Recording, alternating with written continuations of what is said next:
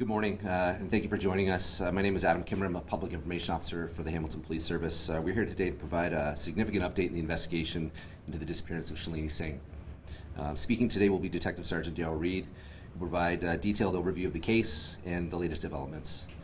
Following his remarks, we will open the floor for questions from the media, and I now invite Detective Sergeant Dale Reed to the podium. Daryl.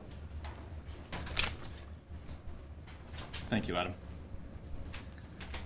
On Tuesday, December the 10th, 2024, Shalini Singh was reported missing to the Hamilton Police Service by her family. The last known contact with her was approximately 7:10 p.m. on December the 4th. As the investigation unfolded, evidence suggested that Shalini Singh was the victim of foul play and may have been removed from her building by way of the garbage disposal system. Using GPS data, investigators identified an area at the Glanbrook landfill site where waste from her building had been taken during her disappearance. On Monday, February 24th, Hamilton Police began a coordinated search of that targeted location. On Wednesday, May the 21st, partial human remains were located during this search. Last Friday, on June 20th, DNA analysis from the Center of Forensic Sciences confirmed that those remains were those of Shalini Singh. Later that day, 42-year-old Jeffrey Smith of Burlington, Shalini's common-law partner at the time of her death, was arrested without incident. He has now been charged with second-degree murder and indignity to human remains. Mr. Smith made his first court appearance Saturday morning. The search of the landfill site is still ongoing and is expected to be completed this Friday, June 27. Shalini Singh's family have been informed of the development and are receiving support from our Victim Services Unit. At this time, they have requested privacy as they process this tragic news.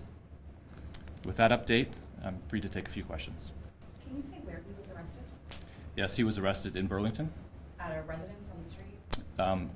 In a parking lot nearby. Previously you said that he's never cooperated with police. Is that still true? Yes, it is. Is the search in the landfill still ongoing? Yes. Unfortunately, there's some heat conditions coming in this week, but we have targeted for Friday to be completed our area. We'll reassess that as the week goes on to see if we need more time or not. Have any additional remains or evidence been uncovered at the landfill? Not at this time, no. Why the charge of second-degree murder? I can't really get into the facts of the case because now there's a court process and there's a publication ban in court. But what I can say is in order to prove first-degree murder or to lay that offense, you need certain elements, and those elements were not in existence here, such as planning and deliberation. Do you believe that she was killed on the night of December 4th, shortly after her last contact with family and friends? Yes, it's our belief it was during the night of the 4th into the morning of the 5th. Do you believe a weapon was used? That I cannot say at this time. Can you say anything about their relationship prior to the homicide? If there have been any concerns or police reports or anything like that? As we've released before, there's no prior police involvement with this relationship. I know Shalini and Mr. Smith were together for approximately 5 to 7 years, depending on when the relationship matured into a full-on relationship, but the police were never involved in their affairs at all. Do you believe that mental health concerns on his part played a role in what happened? I'm not going to make an opinion on that. I think that's for the courts to sort out, and there is a publication ban, so we'll have to let that court process take effect. I know you said previously that you searched the apartment where you believe she was killed, and you searched 2 vehicles that were associated with Mr. Smith and Shalini. Is there any additional areas that have been, and the landfill obviously, are there any additional scenes or areas that you've looked at? Not that we've looked at, and not that we've identified as a place to go to next. Is there any indication that anybody helped him? No. No, we're not looking for anyone else. We believe this to be Mr. Smith, and that's why we've arrested him. Even after the fact? Yes. Do you have any more information about what he did in the day between, because he was initially reported missing with Shalini until he was found, I think, on the 11th. Do you know where he was during that time? I do. We've tracked his movements for approximately a week after she disappeared.